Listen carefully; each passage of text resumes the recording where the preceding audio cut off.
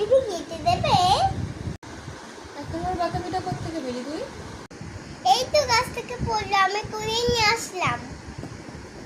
আমি তো এখন একটা কাজ করছিলাম, তোমাকে আমি কাল সকালে কেটে দিই। না, এখনই কেটে দাও। এখনই কাটতে হবে? হ্যাঁ, চলো এখনই। তাহলে। আমি ওই বাতাবিটা ছোলাটা ছুলে না বাতাবিগুলো বের করবো, আর তারপরে হচ্ছে না ওইটাকে নুন লঙ্কা গুঁড়ো দিয়ে দেবো আর মাখা করে খাবো। তো আমরা মাখাটা করি, চলো আপনাদেরকে দেখাবো আমরা। চলো এখন বাতাবিটা কাটবো। আর মুখটা সর্দির মুখ তো কিছুই খেতে ভালো লাগছে না। বাতাবিটা মাখা করে একটু খাই, যদি দেখি যে মুখে একটু স্বাদ ফেরে।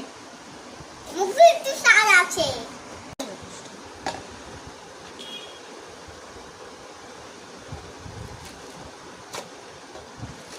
আমাদের কাছে অনেক বাতাবি হয়েছে বন্ধুরা।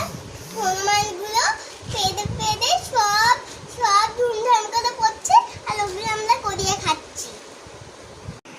বাতাবিটা ছাড়িয়ে নিলাম, এখন আমি এটাকে আলাদা করব। এই যে এইভাবে। আর দেখুন কি সুন্দর বাতাবি আমাদের কাছে, দেখুন কি সুন্দর বাতাবিগুলো। আর হনুমানের উৎপাতের বাতাবিগুলো রাখা যাচ্ছে না আর কি। আর এত মিষ্টি বাতাবিগুলো, অনেক বাতাবি আছে না যেগুলোতে মুখ চুলকায়, এই বাতাবিতে কিন্তু মুখ চুলকায় না। আর বা টক হয়, এটা কিন্তু দারুণ মিষ্টি, দারুণ কিন্তু। আর আমার শোনায় দুজনেরই ঠান্ডা লেগেছে, ভালো লাগছে কিন্তু খেতে। এখন একটু মাখা করবো। খুব স্বাদ। রান্নাঘর থেকে একটা বাটি নিয়ে আয়, তোমার মাখা করবো তো।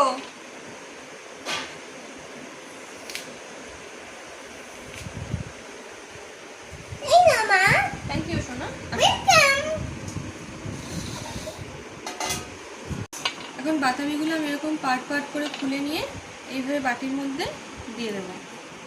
আমি করবো তোমার সঙ্গে। আমি করি, তুমি আমাকে দেখো একটু বসে। দাও, খেতে ইচ্ছে করছে বন্ধুরা। কাঁচা লঙ্কা নিয়ে এসেছি, এখন কাঁচা লঙ্কাটা আমি কুচিয়ে নেবো, যেহেতু সোনাও খাবে সেই জন্য আর করবো না। আমি এইভাবে কেটে নেব, দিয়ে দেবো লবণ আর চিনি। এর মধ্যে একটু লেবু পাতা দিলেও ভালো লাগতো, কিন্তু এখন আর লেবু পাতা ছিঁড়তে যাব না। দিয়ে দেবো সামান্য একটু সর্ষের তেল। এগুলো ভালোভাবে চামচ দিয়ে মিশিয়ে নেব।